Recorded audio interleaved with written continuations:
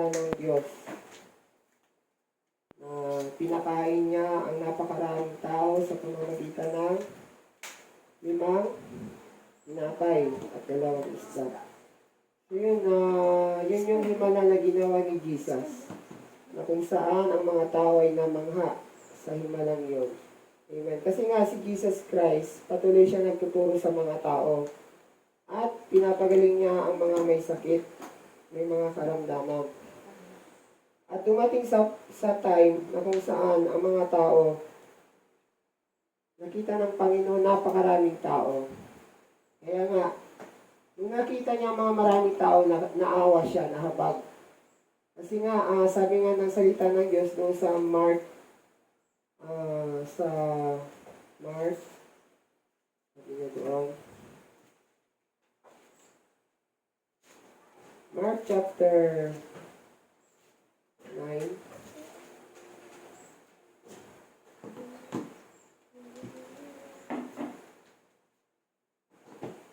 Mark chapter 6. Ang sabi doon,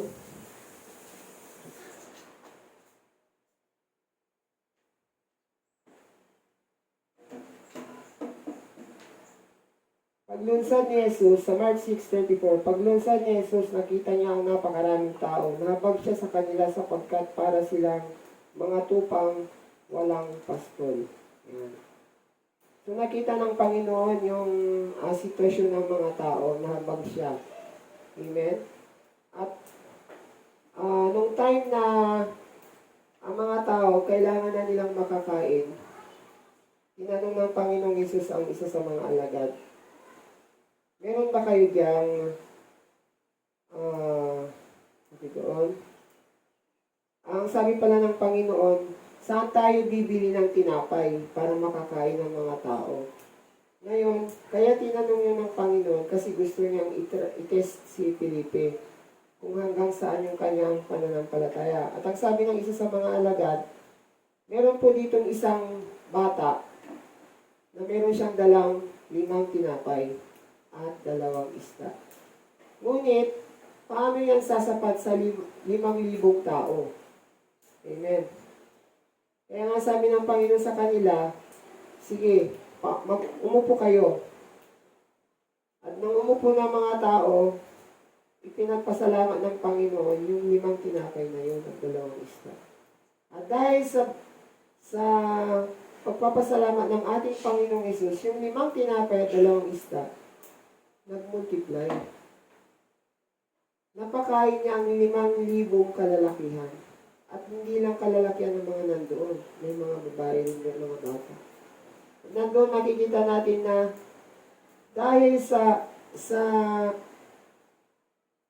isang provision na ibinigay ng batang ito, bagamat kung iisipin natin, hindi ito sasapat para sa lahat ng yun.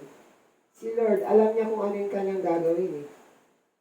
Kapag ibinigay ng batang yun, ng bukas sa puso yung mga bagay na yun, i-bless yun ng Panginoon. Amen? Kaya nga, nung makakain ng mga tao, sabi doon, kumain sila ng hanggat gusto nila. Ibig sabihin, unlimited yung kanilang pagkain. Amen? At hindi lang yon. Ibinilin pa ng Panginoon, tipunin ninyo ang lahat ng mga natira. At sila nakatipon ng 12 bahol. Amen? At nakita ng mga tao yung kababalaghan na ginawa ng Panginoon. Sabi niya, tunay nga na ito ang propetang paririto sa sanlibutan. So ano po yung mga aral po na matututunan po natin dito? Una po, doon po sa verse 2, sinundan siya ng napakaraming tao sapagkat nakita nila ang kababalaghang ginawa niya sa pagpapagaling sa mga may sakit. Sa buhay po ba nating mga mananampalataya, sumusunod lang ba tayo sa Panginoon kapag nakakaranas tayo ng himala sa buhay? Kapag nakikita natin na pinagpapala tayo ng Panginoon, sinusunod natin siya. Paano na kaya kung hindi dumating sa punto ng buhay natin, nagkaroon na tayo ng mga problema, nagkaroon na ng mga hindrances para sumunod sa Panginoon, susunod pa ba tayo sa Kanya? O susunod lang tayo doon sa mga panahon na tayo ay sagana? na kung saan nararanasan natin ang himala ng Panginoon. Katulad nga ng mga taong ito, sumusunod sila sa Panginoon kasi nakita nila, nasaksihan nila yung mga himala na ginawa ni Jesus sa pagpapagaling sa mga may sakit. Amen? Tulad din po yan sa atin. Tayo po ng mga mananampalataya, dumarating po tayo sa punto ng buhay natin na kung saan dumadaan po tayo sa mga pagsubok. Amen? At dahil sa mga pagsubok na yan, minsan, yan po yung nagiging hindrance po sa atin para tuluyan tayo makasunod sa Panginoon. Kasi nga, ang iniisip natin, ang buhay ng Kristiyano ay laging masaya. Amen? Di ba may kanta, ang buhay ng Kristiyano ay masayang tunay, masayang tunay, totoo nga, masayang tunay maging Kristiyano. Pero hindi ibig sabihin mo, hindi ka dadaan sa paghihirap ang pagsunod. Amen? Huwag natin laging isipin na ang pagiging Kristiyano laging masaya. Amen? Kasi kung laging masaya ang pagiging Kristiyano, darating sa time ng buhay mo, hindi ka na tatawag sa Panginoon. Kasi ano ka na lagi na, lahat ng kailangan mo nandyan na. Hindi ka na kinukulang. So bakit ka pa tatawag kay Lord? Pero kapag tayo, nakakaranas tayo ng matitinding problema, talagang tatawag kay Lord. Amen? Kasi nga dumadaan tayo sa mga problema. Kaya nga, tayo po mga Kristiyano po, kailangan po nating sundin si Lord. Maging sa hirap man o sa ginhawa, meron mga sitwasyon sa buhay natin na nagiging hadlang, huwag nating hayaan na yun ang maging daan upang hindi tayo makasunod sa Panginoon. Amen? Huwag nating susundin si Lord dahil lamang sa mga pagpapala. Amen? Diba sabi nga, bakit nga ba pinupuri kita? Nais kong ibigin ka, hindi dahil sa mga pagpapala. Nais kong ibigin ka, hindi dahil sa himala. So, diba? Iniibig natin si Lord, hindi dahil sa himala. Iniibig natin si Lord, hindi dahil sa pagpapala. Amen? Iniibig natin si Lord dahil siya ay siya. Siya ay Diyos ng buhay natin. Siya yung nagligtas sa atin. Meron mang himala o walang himala sa buhay natin, patuloy natin siyang mamahalin at susundin. Amen? Hindi po tayo tutulad dito sa mga taong ito, sumusunod lang sila kay Lord. Kasi nga, nasaksihan nila ang himala na ginagawa ni Jesus. Amen? Amen. Ang pangalawa po, padadaanin tayo ng Panginoon sa pagsubok upang makita niya kung hanggang saan yung ating pananampalataya. Tingnan po ninyo, sabi ng Panginoon, tinesting niya si Felipe. Sabi niya,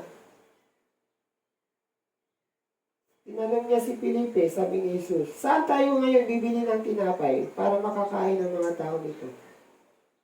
So, di ba magtataka ka, di ba? Si Jesus nagtatanong. Nagtatanong pa siya sa mga tao, saan tayo kukuha? Di ba parang walang ano yun? Parang may pag-aalinlangan. Pero hindi. Kaya yung sinabi ni Jesus, dahil, sabi doon sa verse 6, sinabi niya ito para subukin si Felipe. Dahil alam ni Jesus ang kanyang gagawin. So sa buhay po natin, minsan, may mga ibibigay si Lord sa atin ng mga problema para subukin tayo. Amen? Para i-test yung ating pananampalataya kung hanggang saan pa talaga tayo mananampalataya sa Panginoon. Titingnan ng Panginoon kung doon sa pinakamatitinding problema na ating pagdadaanan, mananampalataya pa ba tayo sa Kanya? Amen?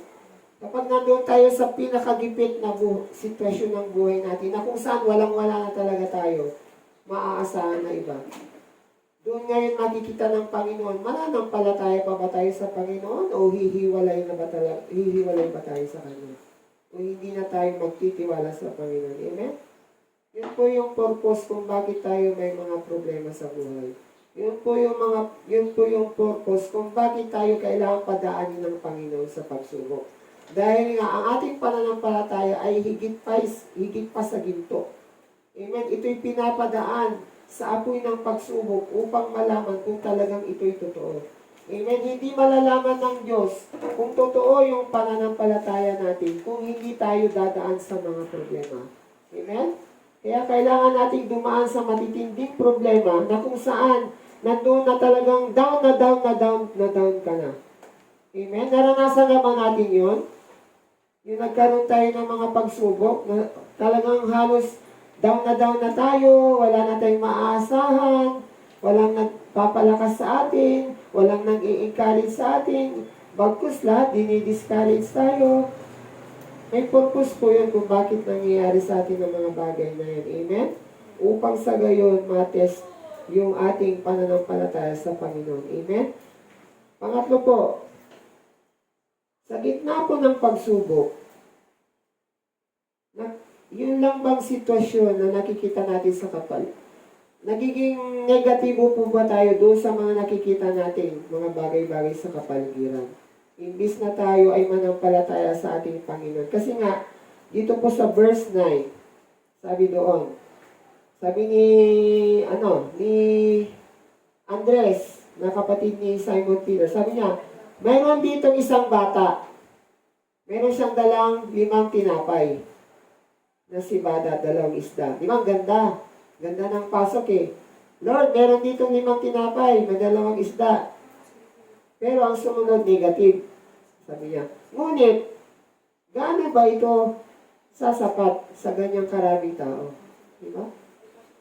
So, negative. Negative yung ending. Ang ganda ng umpisa. Lord, nandito po Panginoon yung tinapay. Kaya lang, paano ito sasapat sa napakaraming tao? Amen? So, ano po yung matututunan po natin dito? Amen? Na kahit gaano kaliit o kalaki ng iyong mga tinatangkilik, kailangan mo yung pasalamatan sa Panginoon. Amen? Huwag na huwag pong lalabas sa bibig natin yung mga negatibo.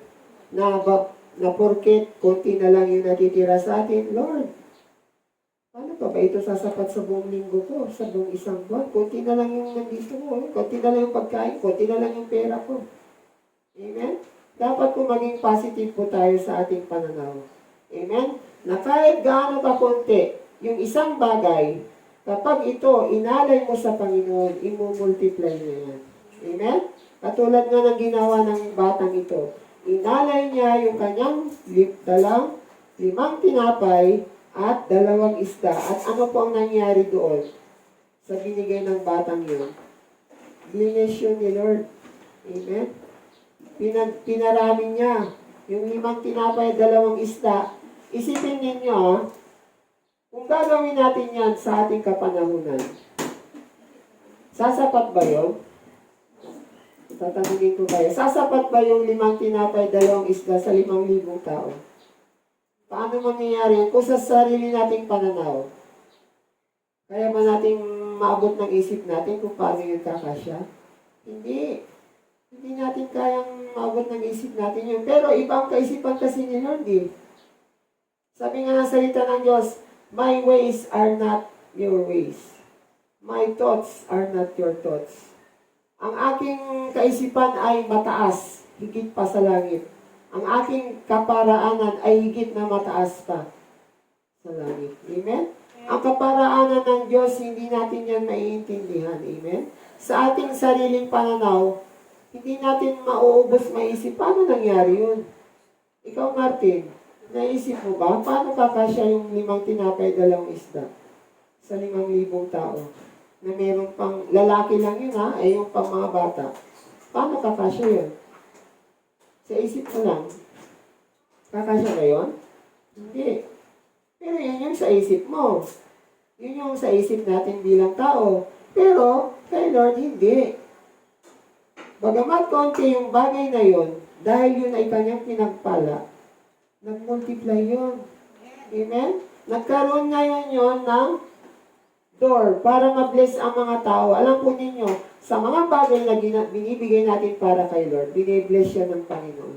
Hindi nagmamatter yung liit o yung laki ng binigay mo para sa Lord. Kapag ikaw ay nagbigay ng bukal sa puso mo, pinagpapala yan ng Panginoon. Kasi nga, kahit magbigay ka pa ng milyon-milyon sa Panginoon, Kung hindi bukal sa puso mo at binigay mo yan para ikaw ay purihin ng tao, itaas.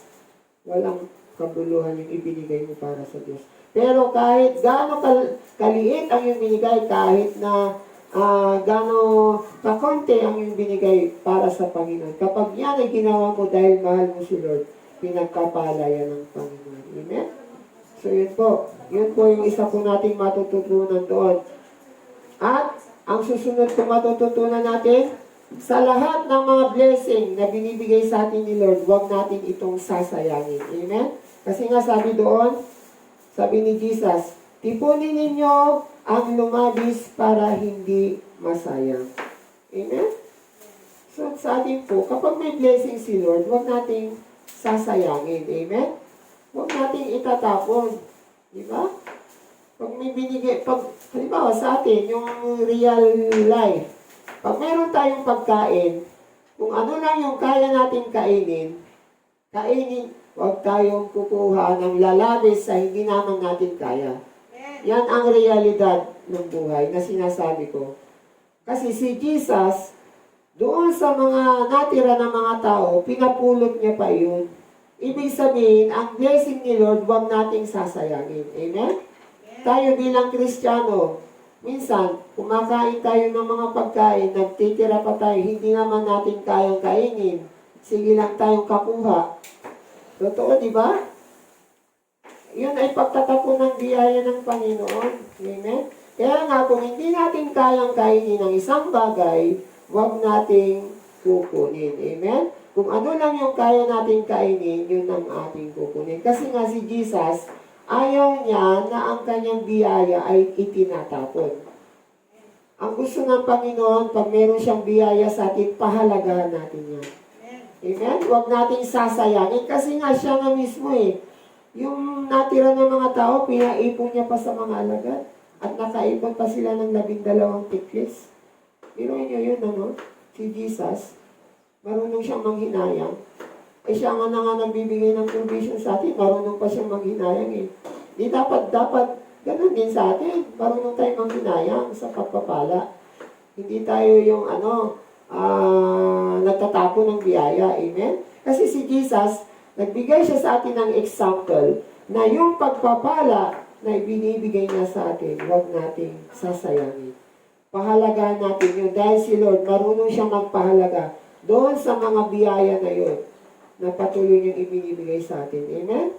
Amen. Amen. Kaya nga, bilang Kristiyano, matuto po tayong magpahalaga sa mga biyaya ng Panginoon. Amen? Amen. Kaya nga, yun po yung isa po nating matututunan. Amen? At kapag tayo po nakaranas na po ng himala ng Panginoon, paparanas na niya sa atin ng nag-uumapaw na pagpapala. Kaya makikita po natin yan dito sa verse 11. Kinuha ni Jesus ang tinapay at matapos magpasalamat sa Diyos, pinamahagi sa mga tao. Gayon din ang ginawa niya sa isda. Binigyan ng lahat hanggat gusto nila. So, ibig sabihin, unlimited. Unlimited ang pagpapala ng Diyos. Hanggat kaya nilang kainin yung pagkain, nakakakuha sila. Amen. Ganun nagpala si Lord, nag-uumapaw. Ang blessing ng Panginoon sa buhay natin, kapag siya nagpala sa atin, overflowing yung blessing. Kaya lang, kapag nag-overflow ang blessing ni Lord sa atin, huwag natin itong sasayangin. Yun yung gusto ng Panginoon. Huwag mong sayangin yung biyaya na binibigay ni Lord sa'yo. Kailangan mo yung pahalagahan. Amen? Huwag mong babaliwalain yun. Amen? Kasi ayaw ni Lord yung sinasayang mo yung pagpapala ng Diyos. Amen? Amen. Kaya nga, ito po sa ating pinag-aralan sa umagang ito, nawa ay matuto po tayong pahalagan po ang pagpapala ng Panginoon. Amen? At kailangan po nating manampalataya sa Diyos sa gitna po ng problema na kahit gaano kabigat, kahit na ano man yung sitwasyon nakikita natin sa kapaligiran, magagawa ni Lord na paliwanagin yung madilim na yun sa buhay natin. Amen? Kahit gaano kadilim yung nakikita natin sa kapaligiran, Si Lord, kaya niya yan paliwanagin yung buhay mo. Amen? Kung patuloy ka lang magtitiwala, huwag kang maging negative. Amen? Huwag po tayong magiging negatibo sa buhay natin. Na kapag nakikita natin ang problema, yun na lang yung nakikita natin. Kailangan ang tingnan natin yung kadakilaan ng Diyos. Kung ano yung magagawa ng Diyos doon sa sitwasyon na yung pinagdadaanan. Huwag mong titingnan yung sitwasyon na pinagdadaanan mo. Ang tingnan mo si Lord na siyang aahon sa iyo sa sitwasyon mo na pinagdadaanan. Amen? Dahil yun ang kailangan natin gawin upang hindi mawala po yung pananampalataya natin sa Panginoon. Di ba sabi nga na all things work together for good to those who love God and who are called according to His purpose. Amen? Lahat ng mga bagay na nangyayari sa atin, yan ay pinaglalapit-lapit ng Lord dahil sa ating, para sa ating kabutihan. Amen? Kaya nga sa buhay po natin bilang mga mananampalataya, kinakailangan po na tayo po ay manampalataya sa ating Panginoon, maging sa hirap man o ginhawa, maging sa oras ng may pagsubok o wala, maging sa time na wala tayong naaasahan, maging sa salat man, kasalatan, o maging sa time na meron tayong pagpapala, kailangan natin pasalamatan si Lord. Amen? At sa buhay po natin, patuloy po tayong magpalaga sa mga bagay na ibinibigay sa atin ng Panginoon. Amen? Kaya sa oras na ito, tayo po'y patuloy na tumayo. Tayo po'y mananalangin sa ating Panginoon. Tayo po'y tumayo at manalangin. Lord, salamat po Diyos sa iyong mga salita na amin pong napakinggan sa umagang ito. Maraming salamat po Panginoon dahil alam po namin o God na nandirito ka sa aming kalagitnaan. Dalangin po namin Panginoon ang iyong salita ay tumimo sa aming puso, sa aming isipan, Panginoon. Patuloy po namin itong may sa pamuhay, sa pang-araw-araw naming mga buhay. Dalangin po namin, Panginoon, ang iyong banal na Espiritu, ang siyang patuloy, O God, na gumabay sa bawat isa sa amin, Panginoon. At patuloy, O God, na mangusap ka sa bawat isa sa amin, Panginoon. Ituro mo po sa amin, O Diyos, ang mga bagay na dapat namin gawin sa aming mga buhay, O Lord God. Na patuloy po kaming manampalataya sa iyo, O Diyos, na hindi po kami titingin, Panginoon, sa mga sitwasyon ng mga buhay namin. Bagkos, Ikaw, O God, ang aming titingnan, Panginoon. Ikaw na siyang mag-aawon sa amin, O God, sa gitna ng mga pagsubok. Salamat po sa iyo, Diyos. Panginoon, patuloy namin ibinabalik sa inyo, kapurihan, pasasalamat. Sa tanging pangalan ng aming Panginoong Hesus at ang lahat magsabi ng Amen. Nanatili po tayo nakatayo at awitin natin ang aawitin ko. Sinabi sa mga awit na mataas. Hindi, dito nilapasan mo kasi kanina mahina yung boses niya. Ayan, okay na. Ayan, hallelujah. Ayan, tayo yung mga, sabi, tayo umawit. Dito, kinainan ako na dito.